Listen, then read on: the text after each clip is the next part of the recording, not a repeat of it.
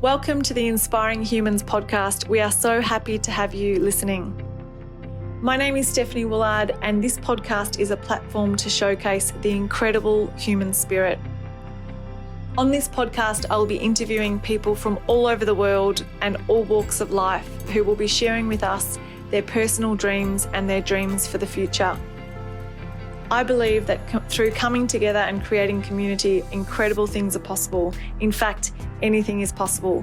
And I hope that this podcast is a launch pad for creating the new world that we want to see, that will have humanity free, thriving, and living in their full self-expression.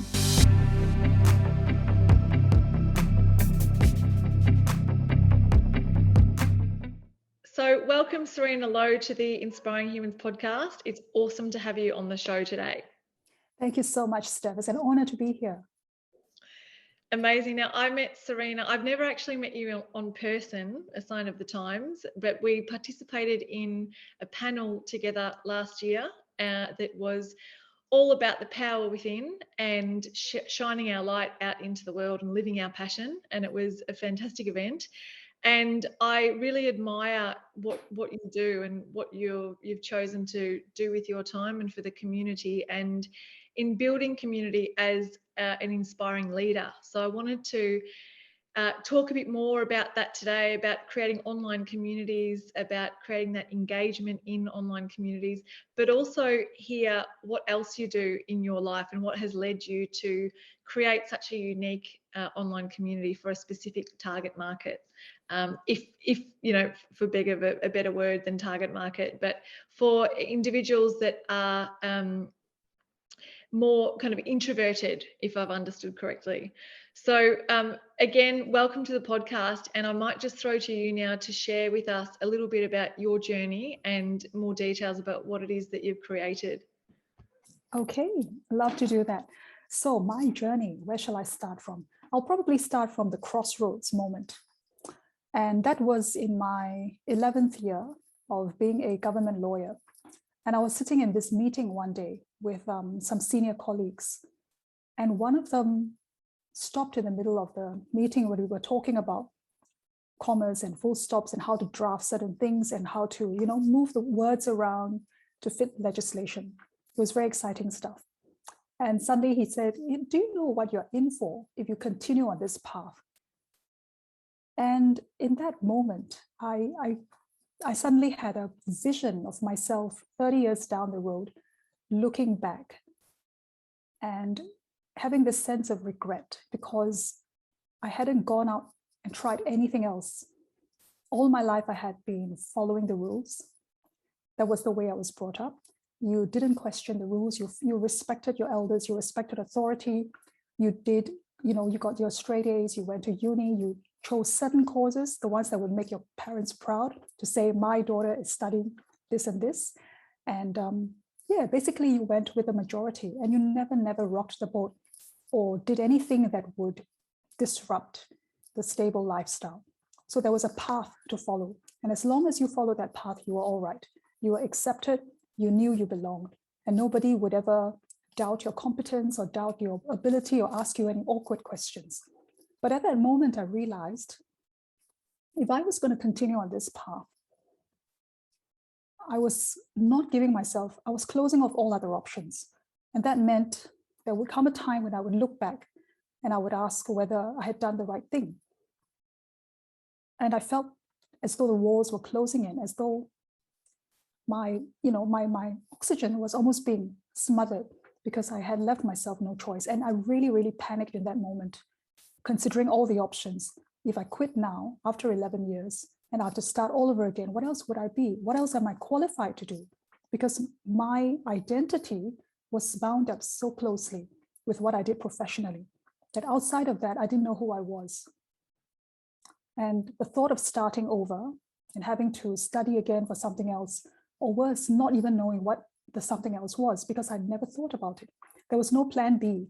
It wasn't like I was being headhunted to do something exciting somewhere else. It was simply stepping off the edge of the cliff into what felt like nothingness. And so I had to make a decision.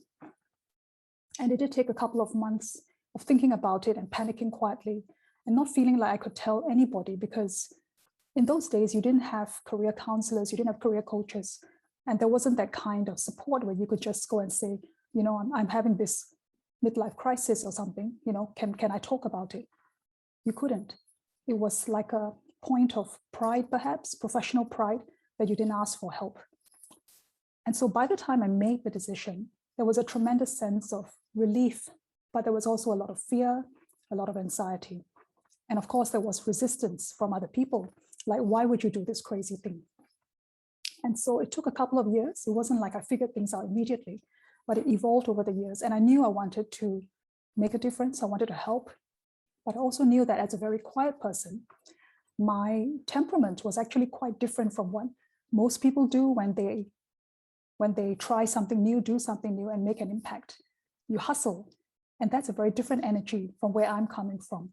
So for a long time, a very long time, I felt quite lost in all the marketing lingo and the things that were being taught and that we were being asked to do as new business owners. But somewhere along the line, about 4 years ago, I was attending a lot of business networking events and feeling increasingly frustrated and drained because I just couldn't do this networking thing. It's like, you know, you have these 30-second elevator pitches, you give out your business cards, everybody's trying to talk at the same time, everyone wants to make an impression, everyone's trying to sell you something, and you go in with that feeling of, you come out feeling you haven't accomplished anything, you haven't really got to know anyone, but you go home with this stack of very impressive cards, and you hope you made an impression on 1 or 2 people, and that you have the courage to follow up with them. And just that whole formula just didn't work for me.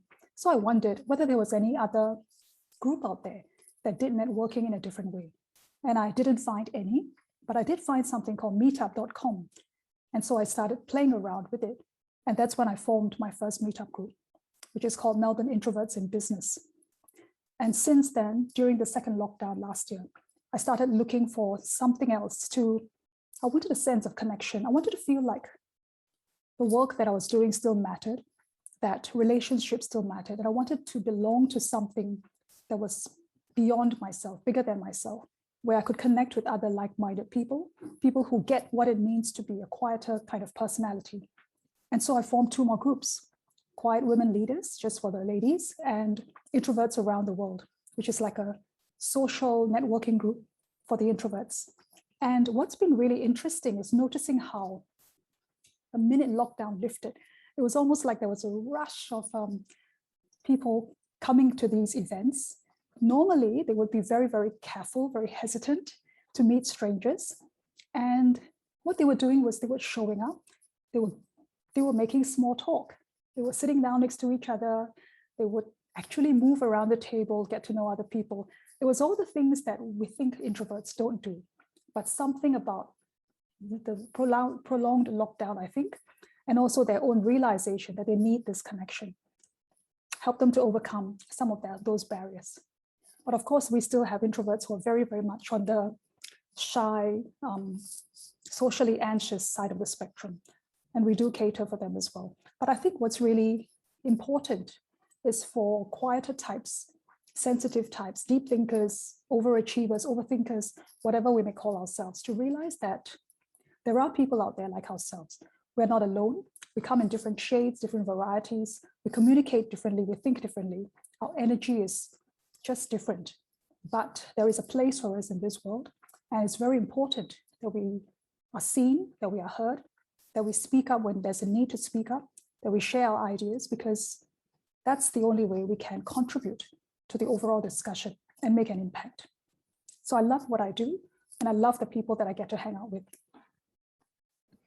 Amazing. And so share with us what other group of people, and the over 40 who are at a crossroads, is similar to what you experienced in your life. And if you can kind of talk us through, because I think it'll be very valuable for listeners, like the whole world has gone online to a certain extent lately. So there's a lot of people creating communities for certain niche groups online. So if you can give us a little bit of an insight into what that journey was like for you and how you did that. So the how in terms of creating community would be looking for a platform that naturally attracts people of a certain mindset, a certain interest. And Meetup does that really well because you don't have to hard sell anything. You don't have to persuade people to do anything. They just come, they filter themselves in and out. All I'm doing is using the platform as a way of reaching out to people, and people come. And so in engaging with people that do show up, I'm very mindful that there is no one box that they fit into. And so I'm always asking them for feedback, asking them for ideas. And so from their suggestions, we started doing things like meeting up for board games in a cafe, going for walks in Fitzroy Gardens, having coffee at Brunetti's and CBD, all kinds of different things. We've even gone for like a jazz night at the club. These are all ideas from the introverts themselves. These are things they want to do. They just want to do it with people like themselves. And so what I love is being able to give more people that feeling that they are included, that they belong, that their ideas count, and that there is a place for them. So that's what we've been doing online.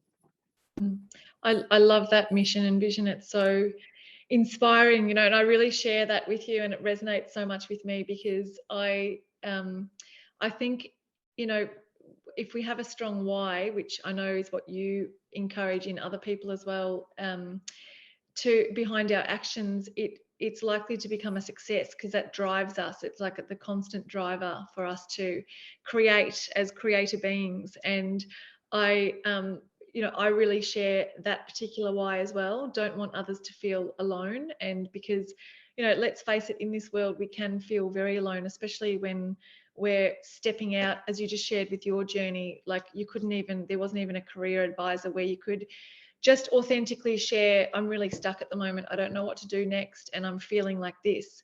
So to build that community and have that as a why is incredibly powerful and inspiring. And you creating it for that reason, create a space for others to, I suppose, feel safe within that community to share authentically, as kind of the one who's heading it up. So what type of people has your group kind of attracted? Are they Aussies? Are they internationals? Are they a mix?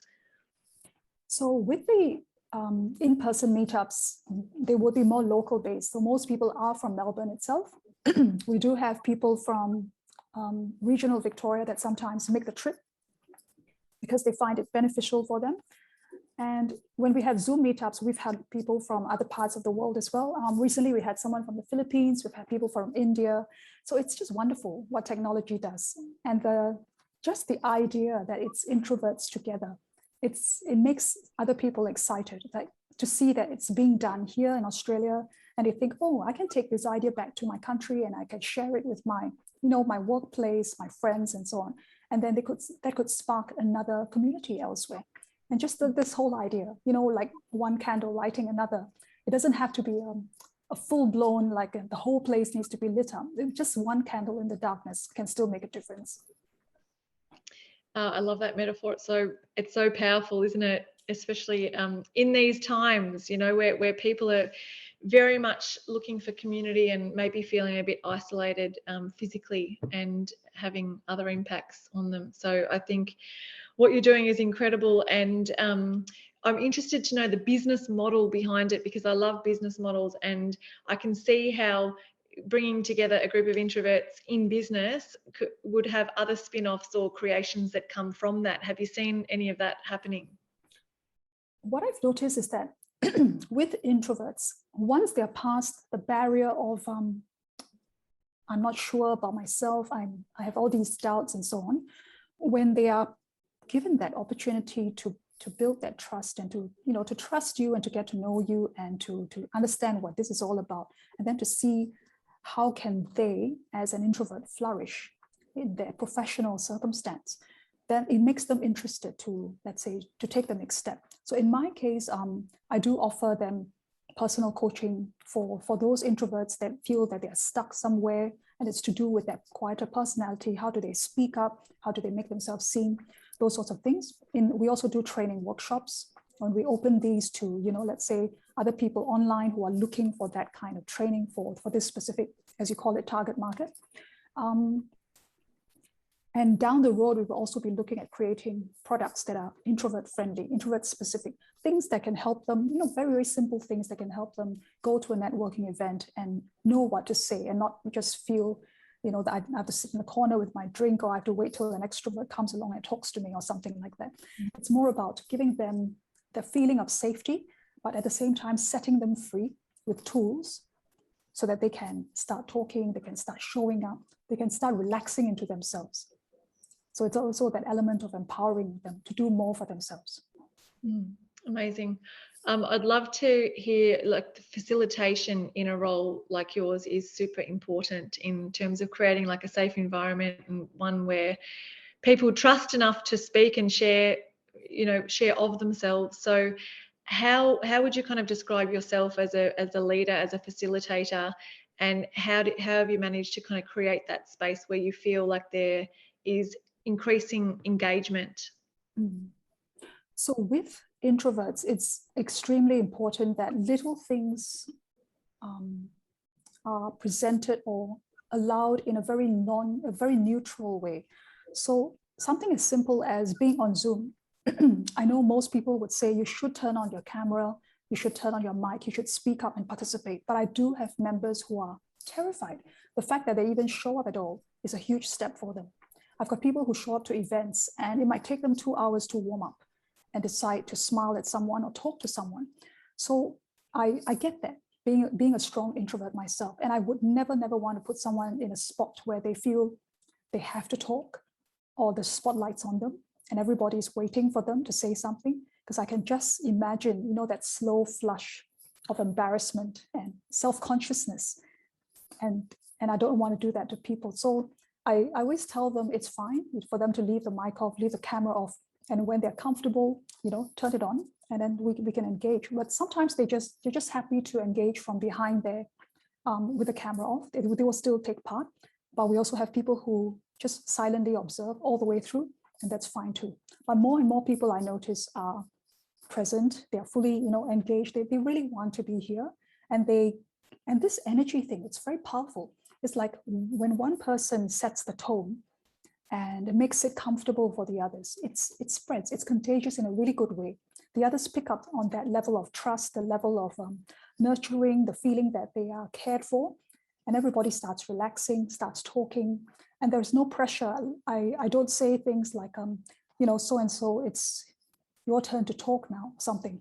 And I would start by I would tell them that I'm giving them time to think by going first, and that this is what I'm going to ask. And so I give them plenty of heads up, plenty of background thing that they can read, because introverts love that. They love being prepared.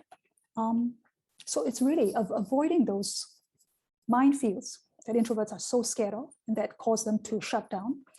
And then in person, it would be things like going around, making sure I introduce myself to every single person, noticing who's new, making sure everyone has a buddy to talk with, introducing people to other people, and generally circulating.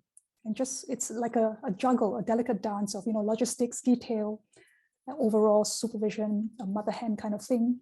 And I guess it takes me out of my own introversion, because I'm deliberately putting myself into the role of, facilitator and sort of extrovert by doing all these other things. And that helps them too, because then they see, oh, it's possible for an introvert to function like this. It's possible for an introvert to be a leader, to be a facilitator, to talk to new people, to keep tabs on the details, to be very organized, to take care of everyone, and so on. I think we can only be what we can see. So when we see that model in front of us, it just helps us to, I think, to integrate it and to believe that we ourselves can do that same thing. Yeah, and I love, we can only be what we can see. It's so important to have examples of leaders, that inspire us, because then we learn that, oh, we can do that, or, you gain so much from that. And as you said, the energy of the leaders and the tone that's set is so crucial and critical. It's so much more valuable than I think some people realize to create that space, because it really dictates how the event will run or how people show up, depending on how how the leader shows up, and amazing. So have you seen any, when you kind of have an idea and you implement it, there's always things that you have not foreseen happening that come about. Have you kind of started with the idea and then adapted it based on, you said you get a lot of feedback in the groups of, what people want and what they like. How has that kind of changed from your initial idea to what it's developed into today? I think it's still developing, and I'm still finding out what people want and what people don't. And there have been occasions where I might think a certain topic was a good topic for discussion, and then you might get maybe 2 people turning up. So when that happens, I remind myself that I show up for the people that show up. As in, whether it's 50 people or whether it's 2 people, the fact that they showed up means that they are interested. It means that they have committed that time, they have invested in themselves. There's something they want. There's a need that they have. And they have decided that, this thing is for me. I'm going to give this next 30 minutes or 60 minutes to learning or connecting or doing something. And so I honor that. I think that is something worth treating as very sacred, because you're talking about an exchange of energy between 2 persons. So even if just 1 person shows up, that's, I show up for them because they show up for themselves. So, and so if it's 50 people, then that presents a different, logistical issue. But then you are also exchanging energy with 50 people, and that means you get to amplify your influence, your impact, and they get to benefit from the larger pool of ideas and the energy and the stories that are being exchanged. So whichever way it is, I think it's still important to show up consistently. And, you being an introvert and saying that you're an introvert, I'm sure, you doing this business, as you said, has required you to be an extrovert at certain stages, or come out of yourself a little bit more than maybe you would if you still worked in the government job. So that is a very courageous journey for you to take personally, to start a business, to be involved with all of these people as what you explain yourself to be, an introvert. So can you share a little bit about that journey and some of the kind of scary parts of it when you were starting, and what kind of faith or what philosophy did you draw upon to help you through those times? Philosophies, I wouldn't say there was one particular philosophy. I love reading personal development books, and I love going for courses and programs. So I'm constantly learning from other people how to do better. And I really believe in the power of atomic habits and getting better 1% each day. And so every year, since I officially started on this journey, so it's the 10th year now, I would say I'm a different person from the year before. I make more mistakes, but I also learn a lot more, and I also experiment a lot more, and I'm less connected emotionally to the outcome of the experiment, as in it no longer defines me as it used to do. Like, if this thing goes well, then I'm successful. If this thing flops, then I'm a flop as well. It's less of that kind of entanglement and more like, that thing flopped, let's do it differently next time. So it's become more of a scientist kind of approach, I guess, where you know that it's going to involve a lot of failure, a lot of failing forward, a lot of trying and refining. And so I've decided that refining as I go is a more practical approach. The design approach, where you have this big vision, but you don't exactly know the details of how to get there. And so you're finding your way forward, and then you're refining as you go, like based on whatever feedback you get and whatever data you collect and what people say to you and how you feel, that validates or invalidates whatever you are trying to achieve. And then you keep going. And so your core identity of who you are is not shaken by what is happening externally. I'm not saying it's easy. It's actually very, very difficult sometimes. When I get extremely disheartened or discouraged by things that happen. And a lot of these things are not within your control either. And that's another thing that I had to learn, to accept that I can't control everything. I don't have to be a perfectionist about everything. Lots of introverts are perfectionists. And that causes us to overthink and to procrastinate and to self-sabotage and all sorts of reasons. So the idea is I can't control things. Things happen. Sometimes I don't know if it's my doing or if it's just the way it is, but I go with it. I learn from it. I believe that it is happening for me and not to me. And so it's also about choosing my responses, choosing to see this as a gift, as a blessing, and not that I'm a victim of something, or there's such an unjust world, it's so unfair, why me, and all that stuff. Because I know as soon as I get sucked into that kind of a vortex, it's going to be very, very difficult to get myself out of it again. It takes another huge recalibration. So let's not go there. So let's try and keep sort of in the middle stream, I guess, going along with things, recognizing that there is a much bigger picture that I don't know about, and I'm just a tiny thing in this cosmos. And so that keeps me humble, that keeps me grounded. And also believing that I'm divinely guided, that God has a plan for me, that I'm not here by accident, and my purpose that I'm trying to fulfill is given to me. It's a calling. It's not just a thing that I do because I have to do it or because somebody's making me do it. It's because I feel drawn to it. And if I feel drawn to it, then there's a reason for it. And if there's a reason for it, then someone else had an idea before I did. And I'm just privileged to witness it, to be a part of it, to be involved in it, to be invited on this sacred journey, to help someone else, to help lots of people maybe. And that's exciting.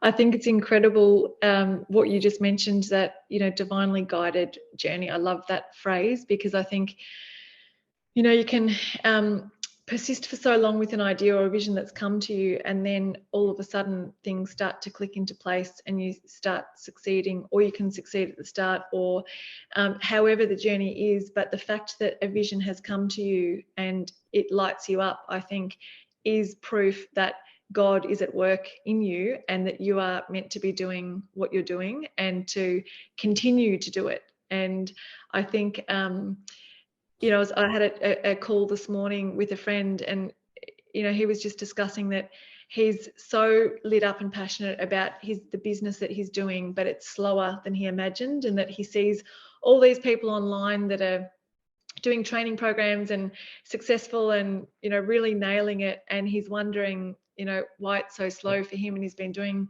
consistently the same thing again and again, and he's not getting the traction that he wants. But that's kind of, I think it's up to us to kind of follow our passion and follow our highest excitement and leave the rest to God, because it will come if it's meant to be, or something better, but whatever, as long as we're following those inspired ideas and actions, it is leading, that is the path, that is leading us on our path. So I love how you articulated that, because it is, I really believe that too, and I do believe that it's a sacred journey, and that whatever lights people up, and I think it's just so valuable that you're there for introverts to really draw that out of them and draw out their potential, because extroverts and introverts, all humans need that encouragement to really draw that passion out and have a support network around them to allow them to thrive. I think that's super valuable when bringing an idea to fruition. Very much so. I think this time also, because we are in such a state of flux, so much uncertainty, so much fear, so much anxiety, I think we are being reminded of the basics, that we need to return to that place of why did we come on this journey? Why do we do what we do? Why have we chosen this work or this means of reaching out to people? Why do we want to take on this profession, or start this new business, or connect with all these people? What's our message, and what is the thing we are trying to share that will make a difference?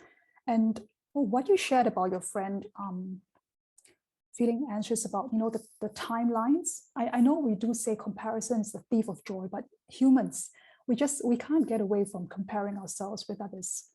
And very often the comparison is more to the I am less than someone else, I'm slower than, they are doing better than me. And I'm not saying that by itself is a bad thing. I think we need to accept that is part of the human experience, that we will always need to compare ourselves to someone else to help us figure out where we are, where our place is. And we can only do that in a relative sense by seeing how we stand next to somebody else. But I'm also reminded that each of us has a different timeline. Some of us may take 50 years to accomplish what someone else does in 10 years. And we need to be okay with that. And I think it's when we try to impose perhaps someone else's expectations or even our own expectations and tie it too tightly to our identity, our sense of self-worth, our idea of what success is. I think those values have to be revisited every year at least, because we're changing all the time. And with every season of life, our values change. So I think we need to ask ourselves, what's important to me in this season of life? And where do I want to put my energy and my time? Yes, so interesting. And so what current projects are you working on at the moment? One of the things I'm working on is a program for introverts, which they can do self-paced online. So we've experimented with a 5-day Facebook Live challenge, taking them through a certain process. And we got some good feedback out of that.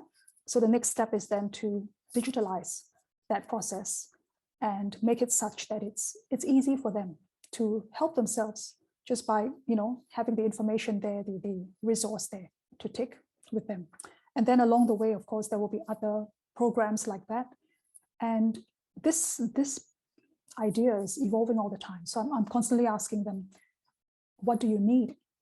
What's more important to you? Like right now, what's the thing that's holding you back? What is your biggest challenge? And it's usually around the things that they think extroverts are good at. And yet that's usually to do with sales, with networking, with public speaking, all the outward facing things. And so they do need to be reminded that there are many ways to do that. It's not just one way of selling, one way of networking. So I remind them that they are responsible for the energy that they bring. We all are. So regardless of how quiet they may think they are, how reserved, or how they think they are not worthy to share certain knowledge or to speak up, or they don't feel confident and all the things we tell ourselves, it's still up to them to decide, my message is important enough, this idea is important enough, this thing could actually solve a problem, and if I don't speak up, it doesn't get shared, and the problem may not get solved. So it's getting them to look beyond themselves and I'm too scared to speak up, to if I don't speak up, what can't happen or what can happen, and getting them to think bigger. So when they realize that what they are or how they feel about themselves is actually just that, and they can latch on to something that's bigger and more purpose-driven, more meaningful, I think that's when they start to get excited. So that's what we're working on. That's really interesting. So I know people are naturally, more introverted or extroverted, but do you think that self-worth does play into it? A lot of different factors probably play into whether someone is maybe born extrovert naturally but turns introvert, or introvert and turns extrovert. But do you think, because the way you just shared it then made me kind of ask the question to myself, are introverts associated with more kind of, lower self-worth, and do they is there a reason for them being introverted, or is it just that natural inclination to be introverted? I think depending on who you ask and what your definition of introversion is, the one that I go with most is Susan Cain's definition. And she's the author of the book Quiet, The Power of Introverts in a World That Can't Stop Talking. And what she says is introversion is actually about energy management. So introverts get their energy from being by themselves, from doing reflective solo activities, writing, journaling, listening to music, quiet things, walking. And extroverts are just the opposite. They get energy from being around people. So that explains quite simply to me. So when I present it that way to members of the introvert community, it helps them a lot. It helps them realize it's not a good versus bad trait.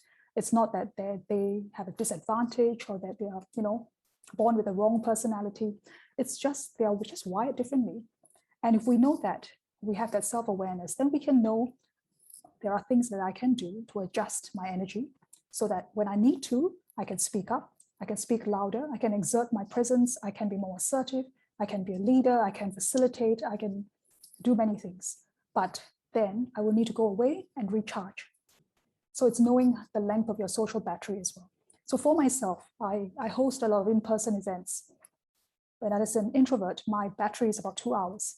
So once I'm done with the event, I have to go home, I have to be quiet, I have to unplug from everything and just be quiet for the rest of the evening and not do much talking. And definitely no small talk, no socializing, no social media, just gently, letting it all flow out so that I can regather my energy. And basically that's the only difference. So but with regards to the self-worth part of it, I would think that actually everyone has got self-worth issues to some extent, and extroverts probably have them just as much as introverts do. It's just that it might be easier to disguise if you are constantly acting in an exuberant manner and people just judge you in a very superficial way. Oh, they look so confident, they look so cheerful, so outgoing, they can't possibly have any self-worth issues. But that could also be a facade. So we don't really know. I think at some level, we all do doubt ourselves. Sometimes we're not very sure who we are. And sometimes we're going through transitions. So our core is shaken. And sometimes somebody might say something really hurtful that could be from way back, in childhood when we were a lot more impressionable. And we took that on and we internalized it and we held on to it for a long time. And then it became part of us. And then as a mature adult, you then have to decide, do I still want to hold on to this? Or should I be now letting it go? That's very interesting. And just reflecting on my own journey, I think I was massively introverted, in my 20s, and and more recently, just I really value my own time and recharging, as you said. So I think it can definitely change as people's journeys change as well, and different stages of life. And I think there's incredible strengths in extroverts and downfalls as well as in introverts. And I'm wondering if you've seen any of those kind of common throughout all the introverts that you've mixed with. Are there any common strengths that you've seen in introverts? I think in terms of common strengths, I would say introverts are very good at going deep within. So their minds are very active and very loud. They have profound thoughts, deep thoughts. They're deep thinkers, quiet achievers, excellent listeners, very observant, very detail oriented. They listen before they talk and they think before they speak. So in that gap when someone else is already, who jumped into the arena and started running and taken off, they're still hesitating, not because they don't know the answer as such, but because they're thinking far beyond the immediate answer. So one explanation I came across is that extroverts think out loud, whereas introverts like to process before they articulate anything. So the introvert would be thinking, should I say this? Is it proper? Will it offend anybody? Is it accurate? Have I considered all possibilities? Are there any loopholes, any exceptions? If I say it this way, will they receive it well, or will it bounce back and hurt me in some way? Is there a better way of saying it? Maybe I shouldn't say it this way. And by the time they finish all that processing, it's probably like a couple of minutes, and the conversation has moved on. And so it looks as though the introvert hasn't taken part, hasn't added any value to the conversation. But actually a whole thesis could have been going on inside their heads in that 5 minutes. And so for them to actually rein that in a little bit, that overthinking, and speaking when it's time to speak, when, seizing on that moment and going with their intuition instead of only leaning on the logical left brain. I think that is one of the challenges for introverts. They do tend to go very much into the head because that's where they function from. That's where the logic, the analysis and all that sits. But then getting them to connect to their heart as well and leaning into their intuition, going with the flow, trusting, letting go of the need to control, the need to be perfect, the need to have the right answer before you put up your hand in class, that kind of thinking. Yeah, so that's the challenge. Amazing. And you being hungry for learning and constantly on the self-development journey yourself, have you, what are the resources that you've come across that have really helped your understanding, your journey in terms of this area? Oh, so many, Steph. I don't even know where to start from. One of those that I really love is extended disc. So I think you're familiar with the disc side of things, but the extended disc goes even deeper, and it embodies like masculine, feminine energy. Also, the idea that all of us have all the energies. So I may be a high CS, for instance. So I'm very high on the detail orientation, accuracy side of things, very, left-brained and all that. But I can also activate the other energies, which are very, my secondary ones. So for instance, the D side, which is the getting things done energy, the dominant, to run a business, to persuade people, to talk to people, to get things done, to organize, I would need that energy. So I need to learn how to access that, even though that's not my primary way of communicating. And then there's the high I energy, which I think you have a lot of, which is connecting with people, valuing people, really thriving, in those connections, and very much influential and influencer type of energy. I need to lean on that too. I need to access that as well if I'm to network successfully, build relationships, build trust and rapport and so on. So it's really about being able to recognize which ones are our strong energies, our natural energies, but also being able to tap into the lesser ones as and when the situation arises. So that's what I love about that model, the flexibility of it and the self-awareness that it generates. And also the concept of masculine, feminine. It's not that only men have masculine energy and women have the feminine energy. We have both. And if I have a stronger feminine energy, then I need to know how to access my masculine energy so that I can lead, I can make decisions, I can get things done, complete things, finish things, and so on. So I find that this model very, very helpful. So true. It really helps clarify, doesn't it, to learn about different models and try them on and see, does it fit, does it resonate? I also love the disc profiles. Yes, amazing. So I've got my favorite question, which is a big question at the end of every podcast I ask, is what is the legacy that you want to leave in the world? I think you'd be quite clear on that. So I'm excited to hear your answer. I think up till recently, that was still something I thought about. But then someone mentioned the other day a very different way of looking at it. And that is that instead of thinking about legacy, which is still me focused, I'm not so concerned whether I am doing anything that's memorable, that will be talked about, but it's more the imprint, I guess. It is the feeling that I leave behind. It's the lives that are touched and changed. It's the ripple effect that's created. So it doesn't have to be any material thing. It's more like, what did I add to the world while I was here?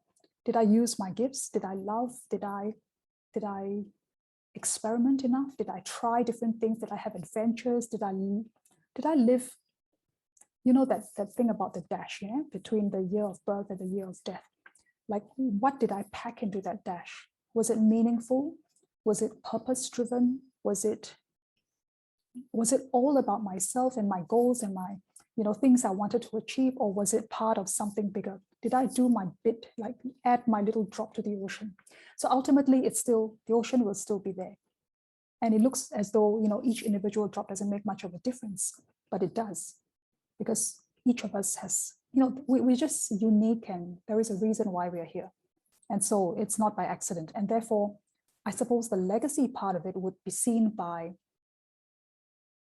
the quality of lives that are changed, the ideas that people have, the feelings of confidence and empowerment that, say, the introvert community would have, that grows, the projects that come out of that, and so on. So it's something I can't quite fathom, and I can't quite answer at this point, because I feel like it's still very far out in the future. It's a long way, and I'm just starting the journey. Beautifully articulated. I love that. So good. So is just before we finish up, is there anything else that you'd like to share that we haven't covered in the podcast so far?